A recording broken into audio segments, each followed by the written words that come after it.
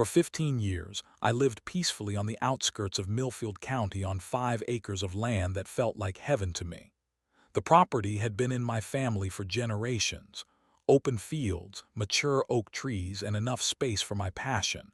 Raising and training Thunder, my prize Belgian blue bull.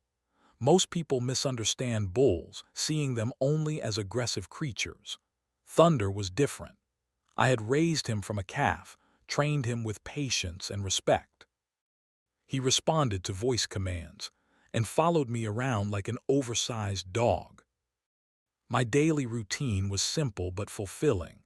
I would wake at dawn, have coffee on my porch overlooking the pasture, then tend to Thunder and the small vegetable garden that supplied most of my produce.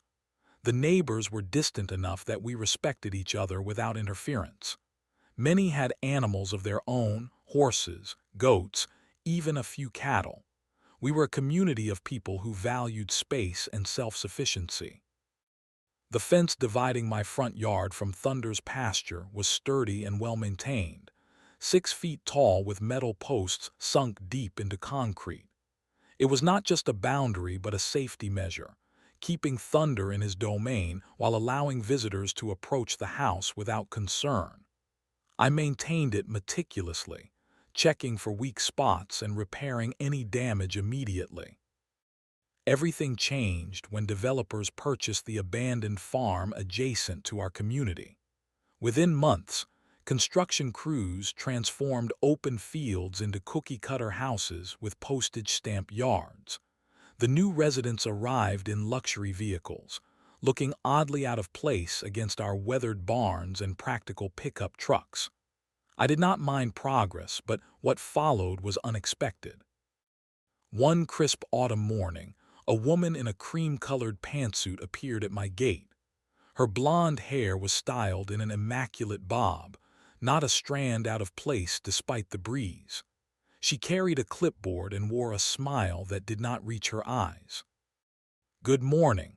I am Patricia Winters, president of the newly formed Millfield Estates Homeowners Association." Her voice was professionally pleasant, but I detected an undercurrent of judgment as her eyes swept across my property. "Homeowners Association.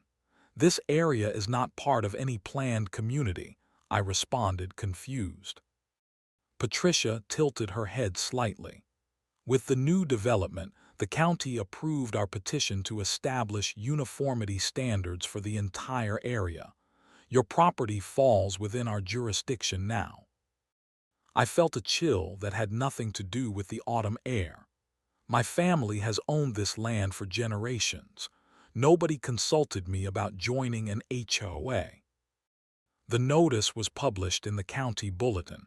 It is all perfectly legal. She thrust a thick envelope toward me. "These are our community guidelines. I noticed several violations that will need immediate attention." She pointed toward my woodpile, neatly stacked against the side of my house. "Firewood must be stored in approved containers, not visible from the street, and your mailbox does not match the approved design. The fence separating your front yard from that." She paused, her nose wrinkling slightly as she glanced toward Thunder grazing peacefully in the distance. "Animal pen will need to be replaced with our approved fencing style." I stared at her, struggling to process what was happening. "That fence is specially designed for livestock safety. I cannot just replace it with whatever decorative style you have in mind." "Safety concerns do not exempt you from compliance. You have 30 days. With that, Patricia turned and walked toward her gleaming white SUV, leaving me holding the envelope like it contained toxic waste. That evening, I reviewed the HOA guidelines with growing alarm. The rules were extensive and seemed deliberately crafted to target traditional rural properties like mine. Required manicured lawns instead of natural grasses, restrictions on outdoor equipment, limitations on animals that could be kept on the property, and most concerning, new regulations about fencing that would make keeping Thunder safely contained nearly impossible. As I looked out at the sunset casting golden light across Thunder's pasture, I realized this was not just about property aesthetics. This was a direct challenge to my way of life. The fence between us and this new world suddenly seemed more symbolic than ever, a boundary between two incompatible visions of community. And Patricia Winters had just declared war on mine. The next few weeks confirmed my worst fears about Patricia Winters and her HOA crusade. She was not content to wait for compliance. She became a constant presence in our once peaceful neighborhood.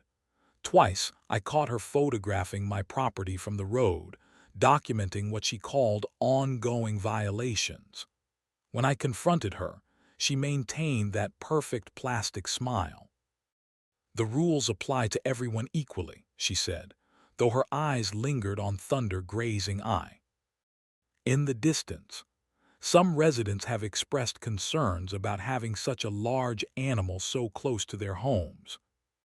"Thunder has been here for 7 years without incident," I explained, trying to keep my voice level. "The neighbors know him. Many bring their children to see him." Patricia raised a perfectly shaped eyebrow. "Well, the new residents have not had that privilege, and they are concerned about safety. Not everyone appreciates livestock in a developing residential area." The following day, I received my first official violation notice for grass exceeding the permitted 4-inch height. The next came 3 days later, improper storage of agricultural equipment visible from the street.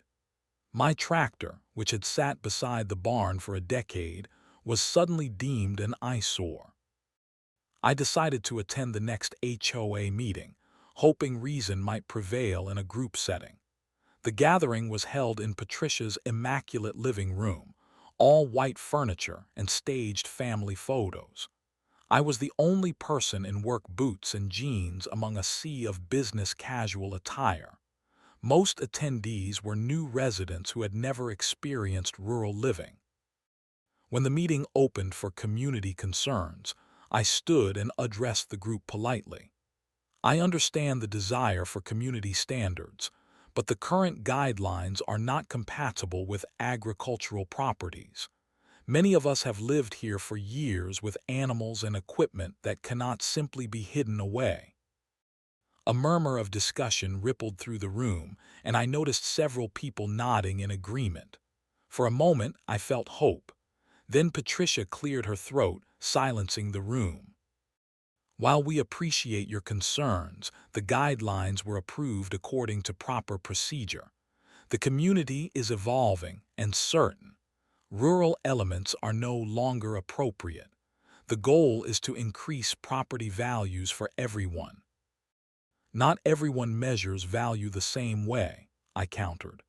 "Some of us value space, privacy, and the freedom to maintain our properties according to their purpose." Patricia's smile tightened. "If you cannot adapt to community standards, perhaps this is no longer the right neighborhood for you." The statement hung in the air like a threat. Several people shifted uncomfortably, but no one spoke up. After the meeting, an older gentleman approached me in the parking lot. He glanced around nervously before speaking. "I wanted to say I agree with you. This HOA business has gone too far. Patricia has been targeting several of the original homeowners." "Why does no one speak up?" I asked. He sighed heavily. "She has connections with the county commissioner's office. Her husband is some big developer. People are afraid to cross her." Over the next week, I found anonymous notes of support in my mailbox from other neighbors facing similar pressure. One revealed that Patricia had specifically mentioned my bull at several social gatherings, calling him a dangerous liability, and suggesting the neighborhood would never be truly upscale with farm animals roaming around. Despite growing community resentment, Patricia escalated her campaign. She began bringing guests to park near my property, pointing toward Thunder while speaking in hushed, concerned tones. When I approached one such group, They scattered like guilty children, but not before I heard one woman ask, "Is that the aggressive animal you mentioned?" The deliberate mischaracterization of Thunder infuriated me. He was gentler than most dogs, responding to voice commands and known for his calm demeanor. I had specifically selected and trained him for these qualities. To combat the rumors, I invited neighbors to meet Thunder, demonstrating his training and gentle nature. Several came, including some new residents who seemed genuinely interested in understanding rural life. Patricia observed these gatherings from a distance, her displeasure evident. The day after one such demonstration, I received an official letter from the County Animal Control Department. A formal complaint had been filed describing an aggressive bull creating imminent danger to the community. The complaint required an official inspection and potential action. The letter trembled in my hands as rage and fear competed for dominance. The inspection could find no actual evidence of aggression. Thunder had never shown any. But the very process created a record, a mark against him that had never existed before. Patricia had escalated from harassment to attacking Thunder directly. She was not just challenging my lifestyle, she was threatening my companion. That night, as I brushed Thunder in his pasture, his huge head gently leaning against my side, I knew this conflict had moved beyond property aesthetics or community standards. Patricia Winters had declared war not just on me, but on Thunder himself, and that was something I could not allow to stand. The phone call came early on a Tuesday morning. My sister's voice sounded strained and "Gent, Mom fell and broke her hip. They are taking her to County General for surgery. Can you come?" My mother lived 3 hours away. At 78, a broken hip was serious, potentially life-threatening. "I will be there as soon as possible," I promised, already calculating what needed to be done before I could leave. Thunder's care was my primary concern. I called my regular veterinarian, Dr. Martinez, who had always helped when I needed to be away. "I am so sorry," she said, genuine regret in her voice. "I am at a conference in Denver until Thursday. I cannot help this time." I contacted other neighbors who had assisted in the past, but one was traveling, another recovering from surgery. Time was passing and I needed to get on the road. Finally, I reached Raymond, an elderly farmer from 2 properties over. "I can check on him evening and morning," Raymond offered. "Make sure he has water and feed, but I cannot stay long. My arthritis is acting up something fierce." It was not ideal, but it would have to do. I spent the next hour preparing everything for Thunder: fresh hay in multiple locations, water troughs filled to capacity, grain portioned into labeled containers for Raymond to distribute. I walked the fence line twice, checking every post and connection. Thunder followed me, his massive head occasionally nudging my shoulder as if sensing my anxiety. "I will be back tomorrow," I told him, scratching his favorite spot behind his ears. "Be good for Raymond." As I drove away, I watched Thunder in my rearview mirror, standing alert by the fence. Something about his posture made me uneasy, but there was no choice. Family emergency trumped everything. The hospital waiting room was as all hospital waiting rooms are: uncomfortable chairs, too bright lighting, and the perpetual smell of disinfectant. My sister looked exhausted when I arrived. "Surgery went well, but recovery will be long. They are keeping her sedated tonight." We took turns sitting with our mother, though she remained unconscious. Around midnight, my phone began vibrating repeatedly. 3 missed calls from Raymond, 2 from neighbors I barely knew. A text message from Raymond read, "Call immediately. Problem at your property." My heart raced as I stepped into the hallway to return Raymond's call. He answered on the first ring. "There is some kind of party happening on your land," he he said without preamble. Cars everywhere. Loud music. I tried to tell them they were trespassing, but nobody would listen. Some woman said it was an HOA community event that had been planned for months. A party on my property, I struggled to understand. Did you check on Thunder? I could not get close enough. They have taken over the yard between your house and the pasture fence, but I did not see him in the usual spots. Something is not right. Panic surged through me. Raymond, can you check the security cameras? I can give you the login for the remote view. After guiding him through accessing the footage, Raymond fell silent for several seconds. When he spoke again, his voice was tight with anger. You need to see this for yourself. That HOA woman was at your fence yesterday afternoon looking it all over. Then she came back after dark with someone else. They had tools. They cut through your fence on the south side. They did what? My voice echoed in the hospital corridor, causing a nurse to look up sharply. Cut a big section out. And this morning, they started setting up tables and decorations in that clearing just beyond it. Your bull, I cannot see him in any of the camera views. I felt physically ill. I am leaving now. Call the sheriff. Tell them there are trespassers on my property who have damaged my fence and potentially released a bull. The 3-hour drive home became 2.5, though I have little memory of the journey. My mind raced with scenarios, each worse than the last. Thunder lost or injured. Confrontation with dozens of strangers. Patricia's smug face as she destroyed everything I cared about. I could hear the music from half a mile away, something with a pounding beat that seemed obscenely out of place against the backdrop of fields and trees. As I turned onto my driveway, I had to stop abruptly. Luxury cars and SUVs lined both sides, forcing me to navigate carefully between them. The scene that greeted me as I rounded the bend toward my house was surreal.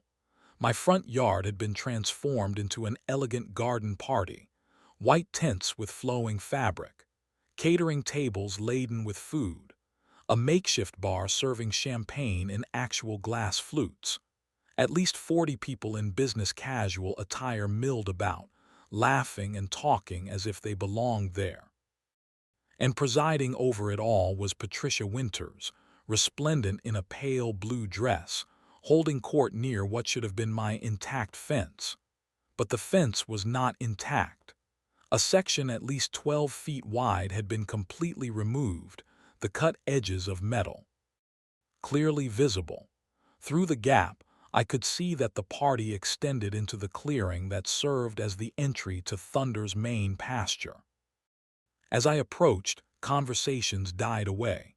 People turned to stare at me, dusty, rumpled, and clearly furious after my long drive. Patricia's smile faltered only momentarily before returning full force. "Well, look who decided to join us after all," she called, voice carrying over the music.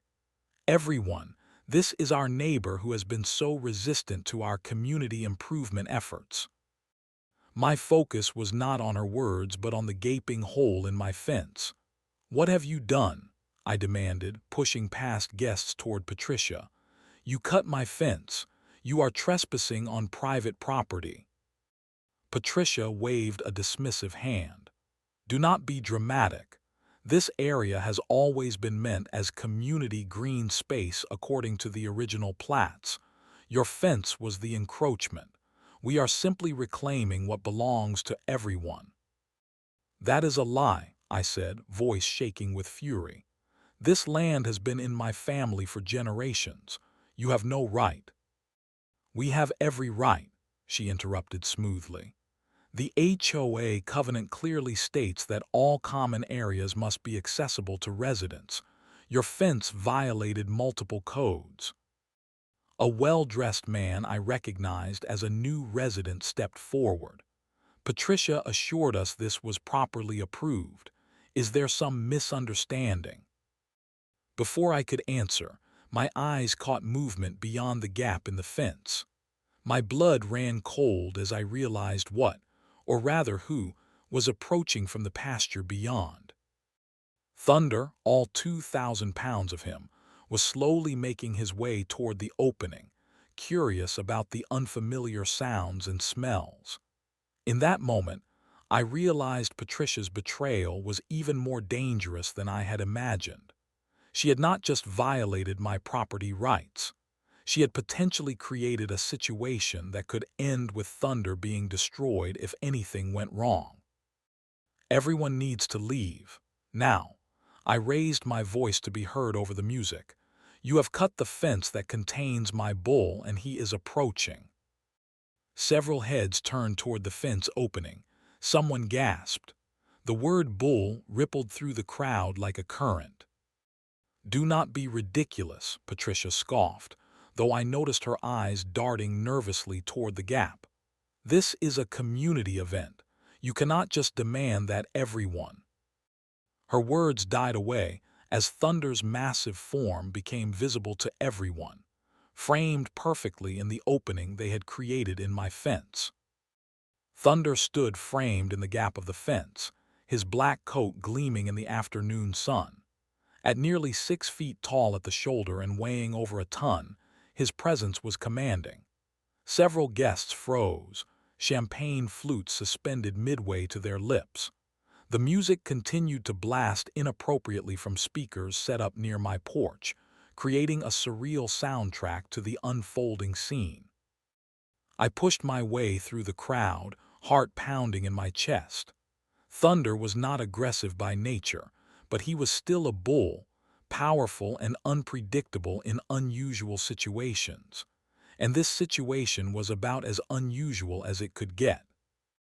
Turn that music off, I shouted to no one in particular. Someone finally complied, and the sudden silence felt almost as jarring as the noise had been. Patricia recovered quickly, her momentary shock replaced by indignation. Control your animal immediately, she ordered, as if I were a subordinate requiring direction. This is exactly the kind of hazard we have been concerned about. I ignored her, focusing instead on Thunder. I approached slowly, hand outstretched, voice deliberately calm despite my inner turmoil. Easy, Thunder. Stay calm, big guy. Thunder recognized me immediately. His ears flicked forward, and he took a step toward me through the opening in the fence. This movement sent a ripple of panic through the closest guests, who scrambled backward, bumping into tables and each other. Everyone, please remain calm and move slowly toward your vehicles, I called out, never taking my eyes off Thunder. He is not aggressive, but he is confused by all these people on his territory. Nobody is going anywhere, Patricia announced, stepping forward. This is a properly organized community event. You are the one trespassing with your dangerous animal. I turned to face her, fury momentarily overriding concern for Thunder. I have the property deed and survey that prove every inch of this land belongs to me. You cut my fence. You are hosting an unauthorized party on private property. You have put everyone here at risk, including Thunder. Patricia's face flushed red, but her voice remained controlled. The HOA has authority over exterior property features, including fences. The community has rights to common areas as designated in our covenant. A distinguished-looking man in a tailored suit stepped forward. Patricia, you assured us this was approved community property. If that is not the case— Of course it is, Patricia snapped. The fence was an unauthorized structure blocking designated community space. The HOA has a responsibility to maintain access. While this exchange continued, Thunder had advanced further into the yard, curious about the unfamiliar objects and people. He nudged a table with his nose, causing glasses to rattle. Several guests began retreating toward their vehicles, property rights debate forgotten in the face of Thunder's imposing presence. "Patricia," I said, keeping my voice level with effort, "you need to end this now. Tell everyone to leave before something happens that cannot be undone." "The only thing that needs to leave is that animal," she retorted, pulling out her phone. "I am calling animal control. This is exactly the proof we needed that your bull is a danger to the community." Thunder chose that moment to investigate a fluttering tablecloth.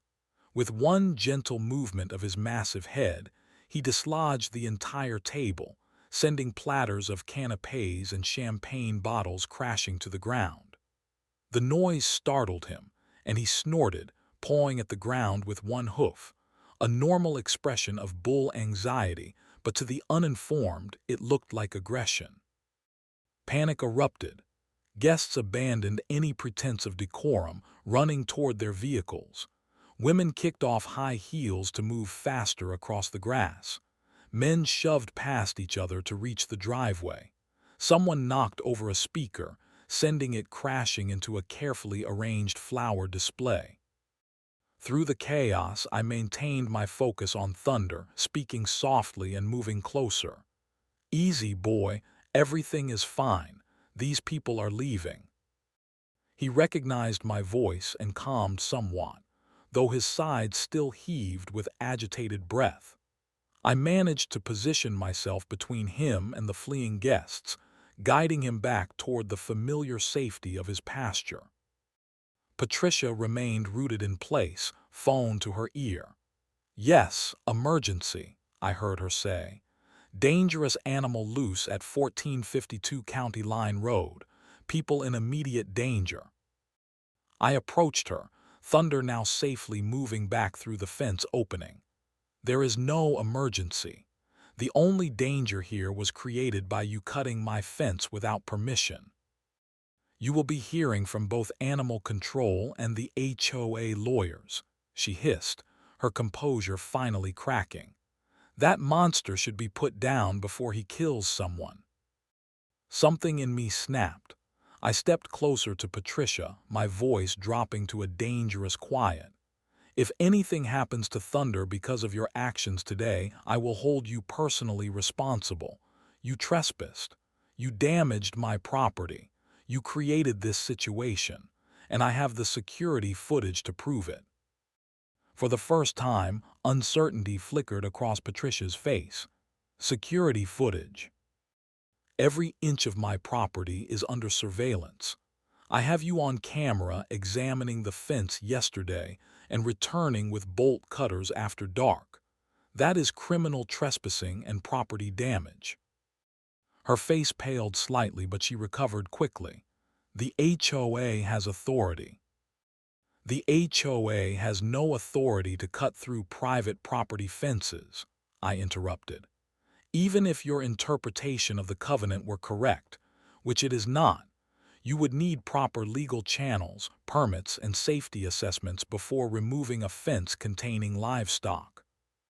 Movement behind Patricia caught my attention.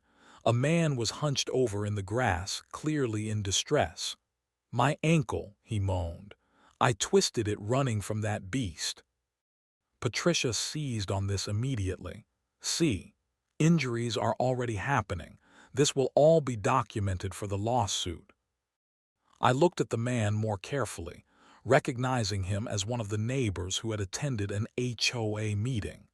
"Sir, did Thunder make contact with you in any way? Did he chase you?" The man looked uncomfortable.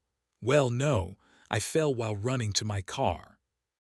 "Because Patricia created a panic by misrepresenting the situation," I clarified. "Thunder never charged or threatened anyone." By now, most guests had fled. Only a handful remained, watching the confrontation from a safe distance. Thunder had returned to grazing just beyond the cut fence, seemingly unbothered by the day's excitement now that the noise and crowd had dissipated. Patricia glared at me, her perfect composure thoroughly shattered. "This is not over, not by a long shot. The HOA will not tolerate dangerous animals or hostile residents who refuse to comply with community standards. And I will not tolerate trespassing, property damage, or threats against my animal, I responded calmly. You crossed a line today, Patricia, literally and figuratively. Now get off my property before I add the sheriff to the list of people viewing my security footage. She turned on her heel and marched toward her SUV, phone still clutched in her hand, already dialing another number. The few remaining guests hurried after her, leaving behind a scene of utter devastation, overturned tea, Abel's abandoned food and drinks, trampled landscaping. As Patricia's vehicle pulled away, I heard sirens in the distance, animal control and possibly the sheriff responding to her call. I took a deep breath, steeling myself for the next battle. This confrontation was over, but the war had clearly just begun. Dawn broke over my property, illuminating the aftermath of destruction. I had spent most of the night dealing with authorities, explaining to animal control that Thunder had never been aggressive, showing the sheriff the security footage of Patricia cutting my fence, and filing reports about the trespassing and property damage. It had been past midnight when the last official vehicle pulled away, leaving me alone to contemplate the chaos. Now, in the harsh morning light, the full impact was visible. My once pristine yard resembled the aftermath of a natural disaster.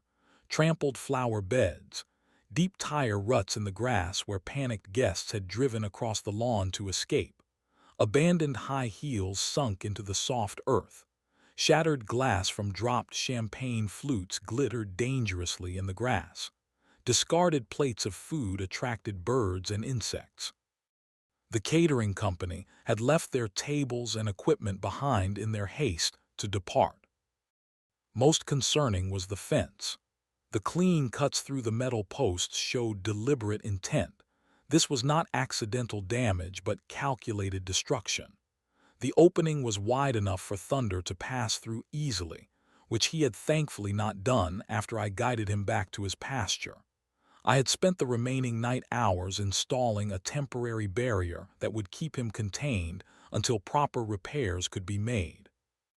Thunder himself seemed remarkably unaffected by the previous day's events. He grazed peacefully in the morning sun, occasionally looking up as if checking that I was still there.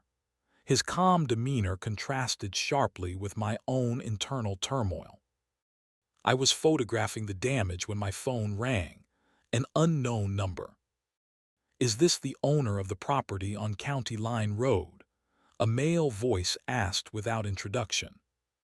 Yes, it is, I confirmed warily. This is James Whitman. I was a guest at yesterday's event. I believe I left my briefcase during the commotion. May I come retrieve it? I hesitated, suspicious of any connection to Patricia. Were you aware that the event was held on private property without permission? A long pause followed. No, he finally admitted. Patricia described it as an HOA community gathering in a designated common area. If I had known it was trespassing, I never would have attended. Something in his tone rang true. You can come for your briefcase, I told him. It might be among the items left behind. 30 minutes later, a silver sedan pulled carefully into my driveway, avoiding the worst of the ruts. James Whitman proved to be a middle-aged man with a serious expression and the bearing of someone accustomed to professional environments. He surveyed the damage with visible shock.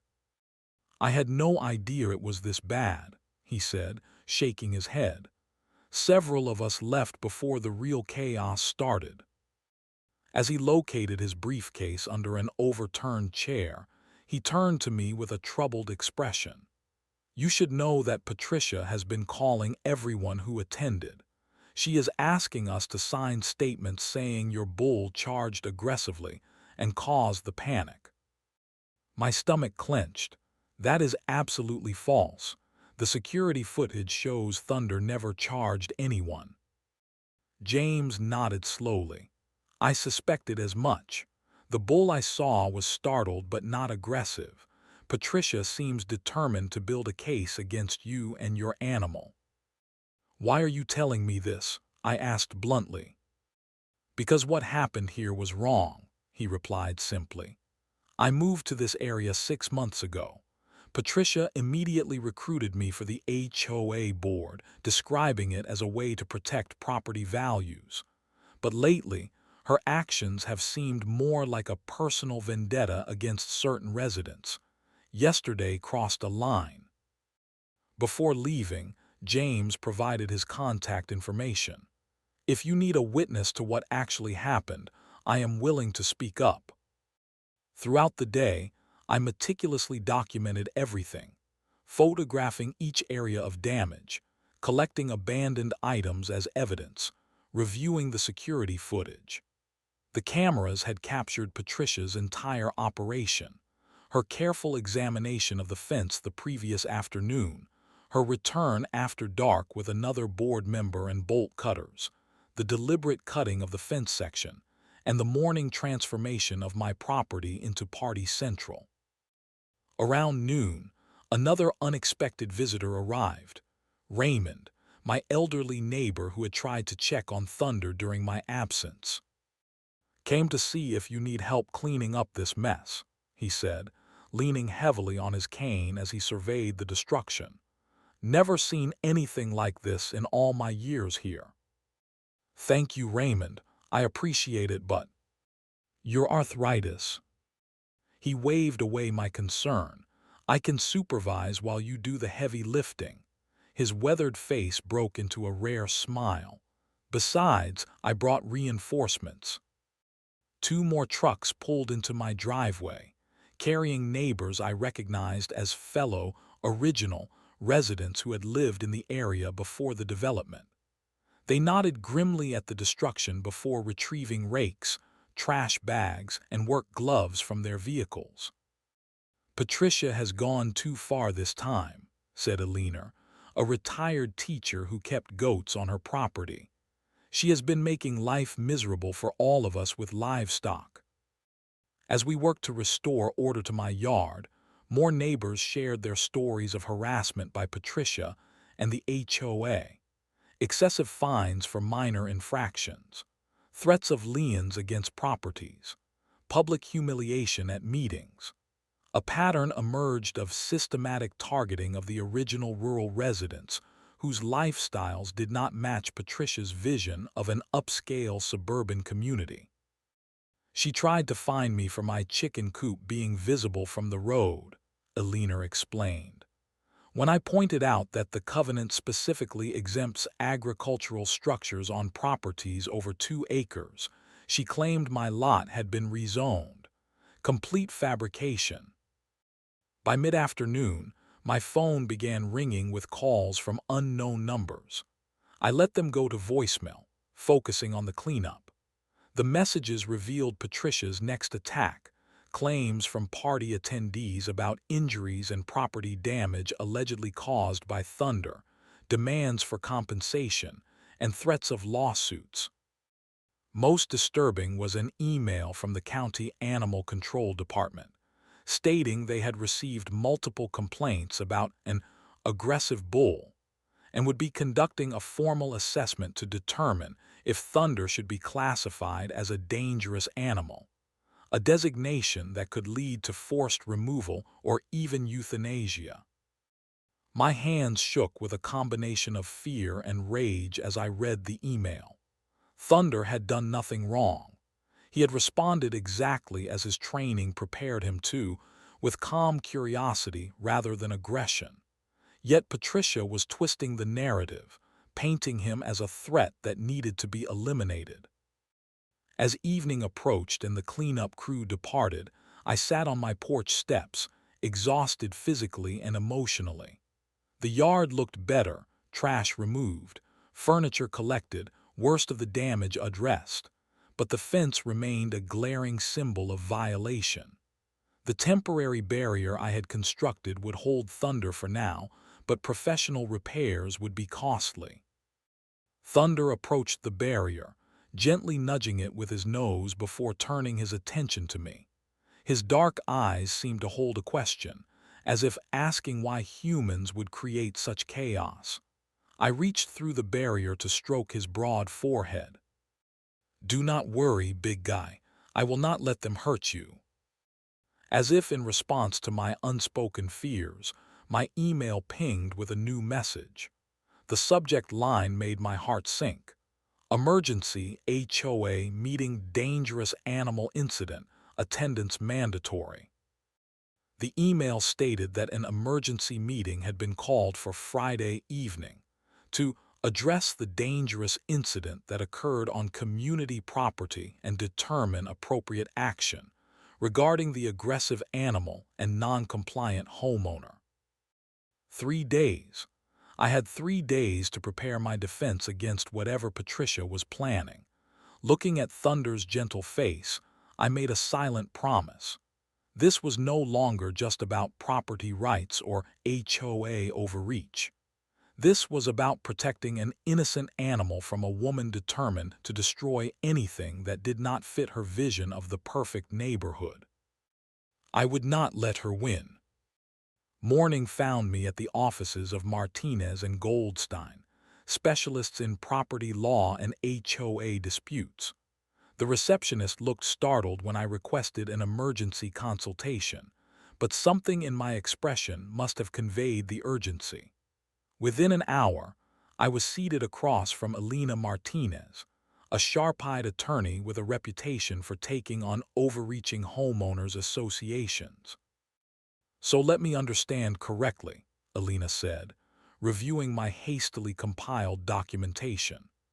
"The HOA president cut your fence without permission, hosted an unauthorized event on your property, created a situation that allowed your bull access to the gathering, and is now claiming your animal is dangerous." "Exactly," I confirmed, pushing the USB drive containing the security footage across her desk. "I have video evidence of Patricia cutting the fence and setting up the party." Elena inserted the drive into her computer, and we watched in silence as the footage played. Patricia examining the fence. Patricia returning with tools. The deliberate cutting of the metal posts. The morning transformation of my yard into party central. "This is not just HOA overreach," Elena said finally. "This is criminal trespassing, property damage, and potentially reckless endangerment. She created a situation on that could have resulted in serious harm." "Can she actually declare my property as community space?" I asked, voicing my deepest fear. Elena shook her head firmly. "Not without legal process, proper documentation, and your consent as the property owner. Even if the HOA covenant contains such provisions, which we will verify, they cannot simply seize private property by declaration." For the next 2 hours, we pored over documents, my property deed, the original plat maps, the HOA covenant that had been established without my knowledge or consent. Elena took meticulous notes, occasionally nodding with satisfaction or frowning at particularly problematic sections. "There are multiple issues with how this HOA was formed," she said finally. "The notification process was inadequate, the boundaries improperly defined, and several provisions directly contradict existing agricultural zoning protections." She circled a paragraph with her pen. "This is particularly important. Your property falls under the county's Agricultural Heritage Protection Act because it has been continuously used for agricultural purposes for over 20 years. That exempts you from many HOA restrictions regarding animals, equipment, and land use." For the first time since the fence cutting, I felt a glimmer of hope. So the HOA cannot force me to remove Thunder or replace my fence. "Not without due process, which they clearly bypassed," Elena confirmed. but we need to be strategic about how we respond. This emergency meeting is their attempt to control the narrative. We need to be prepared. As Alina outlined our legal strategy, I realized that simply being right was not enough. We needed evidence, witnesses, and a compelling counter-narrative to Patricia's claims about Thunder being dangerous. One more thing, Alina said as our consultation concluded. Document Thunder's behavior and training. Videos, testimonials from neighbors, veterinary records, anything that demonstrates his temperament. If animal control conducts an assessment, this documentation could be crucial.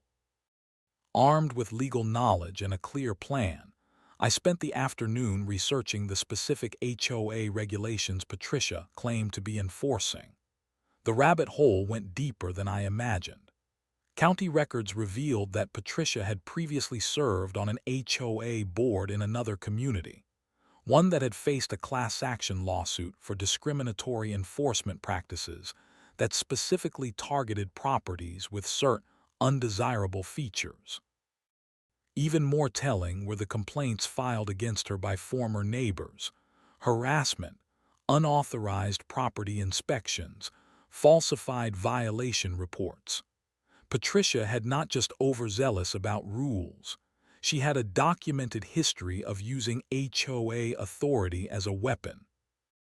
The next morning, I focused on Thunder. With my phone camera recording, I put him through his training routine: voice commands, behavioral responses, gentle interactions. His calm demeanor and perfect obedience were evident in every frame. I included footage of neighborhood children who had visited regularly before Patricia's campaign, showing Thunder's gentleness as they patted his broad side. Dr. Martinez, Thunder's veterinarian, provided a detailed statement about his temperament and training.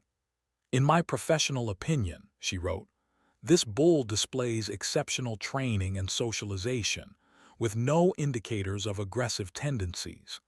His behavioral responses are more consistent with those of a well-trained domestic animal than typical livestock." By Wednesday afternoon, I had compiled an extensive dossier on both Thunder's gentle nature and Patricia's pattern of targeted harassment. But I needed witnesses willing to speak at the meeting, people who had seen both sides of the story. I started with James Whitman, who had already offered his support. "I will definitely attend," he assured me when I called. "Several other board members are uncomfortable with Patricia's methods but have been afraid to speak up. This incident might be the tipping point." Alina, my neighbor with the goats, not only agreed to attend but offered to bring 3 other original residents who had experienced similar harassment. "We have been waiting for an opportunity to challenge Patricia's authority," she explained. "She cannot bully all of us at once." Most surprising was the call I received from Raymond late Wednesday evening. "Just got a visit from those animal control people," he said. "They were asking about your bull, whether he has ever shown aggression. I told them the truth. That animal is gentler than most people I know." "Thank you, Raymond. Did they say anything about their assessment?" "Nothing official, but the young officer mentioned they have received calls from several people claiming to be witnesses, all with identical stories about the bull charging. Sounds suspicious to me." This confirmed my fears. Patricia was orchestrating a coordinated campaign of false tests. Imani against Thunder. We needed to counter with absolute truth and evidence. Thursday morning, I met with Alina again to finalize our strategy for the meeting. "Remember," she cautioned, "this is not just about defending Thunder. We need to expose the pattern of harassment and HOA violations. Patricia is counting on emotional reactions and fear. We will respond with facts, documentation, and calm determination." That afternoon, I worked with Thunder in the pasture, reinforcing his training while my phone recorded each perfect response to commands: stand, Stay, follow, back up. Each demonstration showcased his intelligence and gentle nature. As the sun began to set, I sat beside Thunder in the field. His massive form settled peacefully beside me as I scratched behind his ears.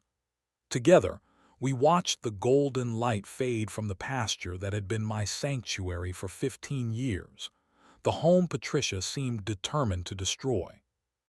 They thought they could take what is ours, I whispered to Thunder. They were wrong. The community center hummed with tension as residents filed in for the emergency meeting. The room had clearly been arranged for dramatic effect, chairs organized in a semicircle facing a raised table where Patricia and 4 other HOA board members sat like judges presiding over a trial. A projector screen behind them displayed a blown-up photograph of Thunder taken with a telephoto lens, making him appear menacing despite his actually peaceful stance. I arrived early with Alina, setting up our own materials at a small side table, laptop, documents, and a portable projector. Patricia watched our preparations with narrowed eyes but did not approach. She wore a crisp white blazer that seemed chosen to emphasize her role as the virtuous defender of community standards. The room filled quickly. I recognized many faces, party attendees who avoided my gaze, original residents who nodded in solidarity, curious newcomers drawn by the neighborhood gossip. James Whitman arrived with 2 other board members, selecting seats near the front. Alina and her contingent of original residents claimed an entire row, their expressions determined. At precisely 7 o'clock, Patricia called the meeting to order, her voice carrying the practiced authority of someone accustomed to being obeyed. We are gathered tonight to address a serious safety incident that occurred on community property, she began, deliberately using language that misrepresented both the location and nature of the event. As many of you witnessed, an uncontrolled, dangerous animal disrupted a sanctioned HOA gathering, causing panic and injuries. She gestured to a man with his foot in a medical boot, the same individual who had twisted his ankle fleeing through no fault of Thunder's. Several residents required medical attention following this incident. The board must now consider appropriate action regarding both the aggressive animal and the non-compliant homeowner who has repeatedly violated community standards. Patricia nodded to another board member, who advanced the slideshow to display HOA regulations regarding animals, property maintenance, and community safety, all carefully selected to support her narrative. The covenant clearly states that dangerous animals are prohibited, Patricia continued. It also establishes the HOA's authority to remove hazardous conditions from community areas. Based on witness testimony and documented injuries, the board recommends immediate removal of the animal and significant fines for ongoing violations. She looked directly at me, triumph gleaming in her eyes. Does the homeowner wish to make a statement before the board votes? Alina touched my arm, a reminder to follow our strategy. I stood, approaching the center of the room with the calm confidence we had practiced. Thank you for the opportunity to address these serious allegations, I began, my voice steady. Before I respond, I believe all residents should have complete information about what actually occurred. I gestured to Alina, who started our presentation. The security footage appeared on our portable screen, larger and clearer than Patricia had likely anticipated. The room fell silent as the video played, Patricia examining my fence, returning with tools, deliberately cutting through the metal posts. This footage shows the HOA president trespassing on private property and deliberately damaging a fence designed to contain livestock, I explained, my tone factual rather than accusatory. No permits were obtained. No safety assessment was conducted. No notice was provided to the property owner. The next footage showed the party setup, strangers transforming my yard, setting up tables in the clearing just beyond the cut fence. Patricia directing operations like a general commanding troops. The event was not held on community property, I continued. It was held on private land without permission while I was away due to a family medical emergency. My property deed and survey clearly established these boundaries. I distributed copies of the property documents, watching as board members and residents reviewed them with growing discomfort. Patricia's face had lost its triumphant expression, replaced by tight-lipped anger. Regarding the claims about my bull, Thunder, I continued, advancing to the video of Thunder's training sessions. This animal has been raised and trained since calfhood to respond to voice commands and interact safely with humans. His veterinarian has provided professional assessment of his temperament. Dr. Martinez's statement circulated through the room. The contrast between Patricia's characterization of Thunder as a dangerous beast and the gentle, obedient animal in the video was striking. Finally, I would like to address the pattern of targeted harassment that preceded this incident. I displayed county records documenting Patricia's history of complaints and discriminatory enforcement. This was not an isolated event, but the culmination of a systematic campaign against properties and residents who do not fit a particular vision of what our neighborhood should be. James Whitman stood before I could continue. As a board member, I feel compelled to speak. I attended the event in question, believing it was a sanctioned gathering on community property. What I witnessed was not an aggressive animal, but a deliberate provocation created by cutting a fence and invading private property. I cannot in good conscience support action against this resident or their animal. A murmur ran through the room. Another board member stood, then another, each expressing concerns about Patricia's methods and the legality of her actions. The unified front Patricia had counted on was crumbling before her eyes. Alina rose next, her voice carrying the weight of decades in the community. I have lived here for 30 years. This neighborhood was built on respect for property rights and rural traditions. What has happened here is not about safety or property values. It is about forcing out residents whose lifestyle does not match a predetermined ideal.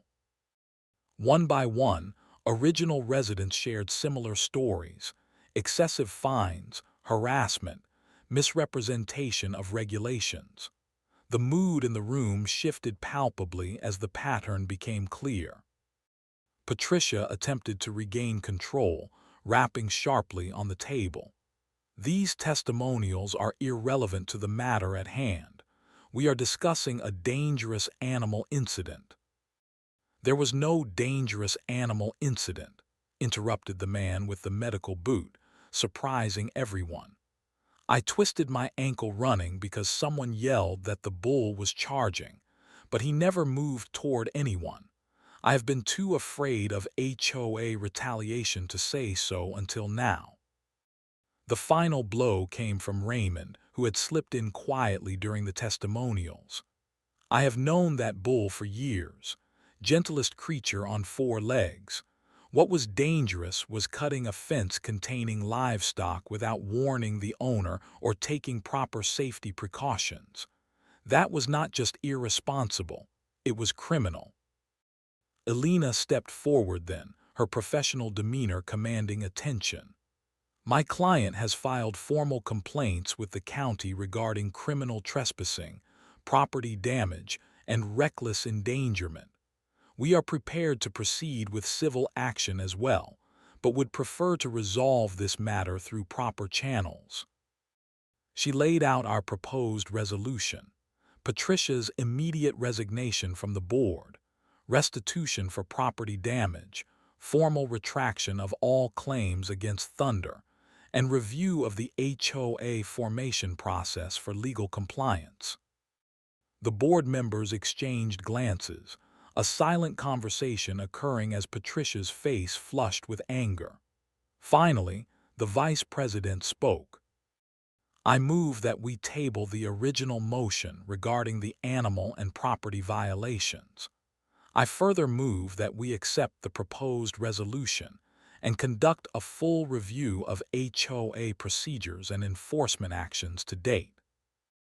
"I second," said James Whitman immediately. The vote was swift and decisive, 4 in favor, with Patricia the lone opposition. Her carefully constructed authority had collapsed entirely, brought down by the simple power of truth and community solidarity. As the meeting adjourned, residents approached me with handshakes, apologies, and offers of help with fence repairs. Patricia sat alone at the board table, furiously gathering her papers, avoiding all eye contact. "Congratulations," Alina said quietly. "This is a significant victory. The county prosecutor will be interested in the evidence we have compiled."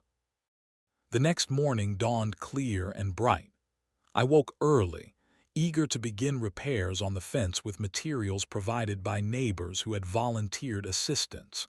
As I stepped onto my porch with coffee in hand, I noticed a moving truck parked in front of Patricia's house. Workers carried carefully wrapped furniture. La Patricia supervised, her expression still rigid with anger.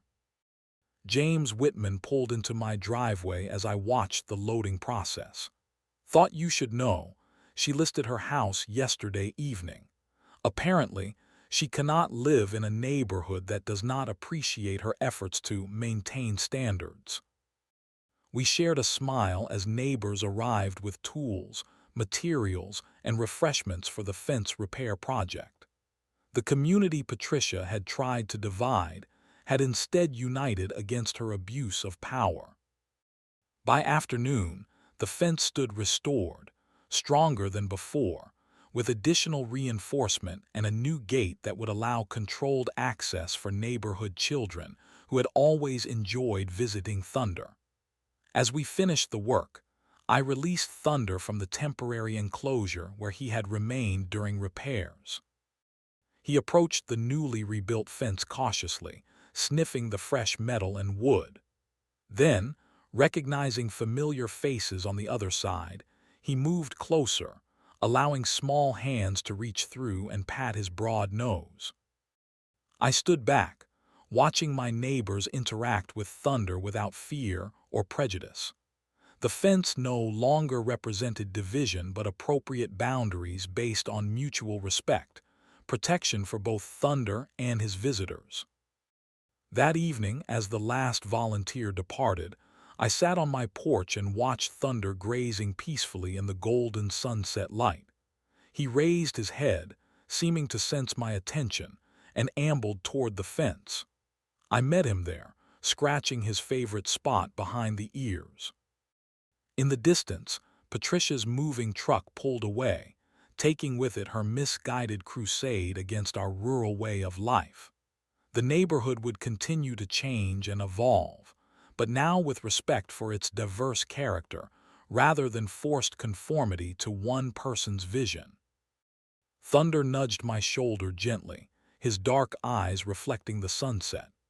In the end, it was not dramatic confrontation that had protected our home but the power of community, evidence, and standing firmly for what was right. Some boundaries, like the fence that now stood strong between us, existed for good reasons, not to divide but to ensure that everyone's space and rights were respected. And anyone who thought they could simply cut through those boundaries would learn, as Patricia had, that actions have consequences, especially when there is a bull on the other side.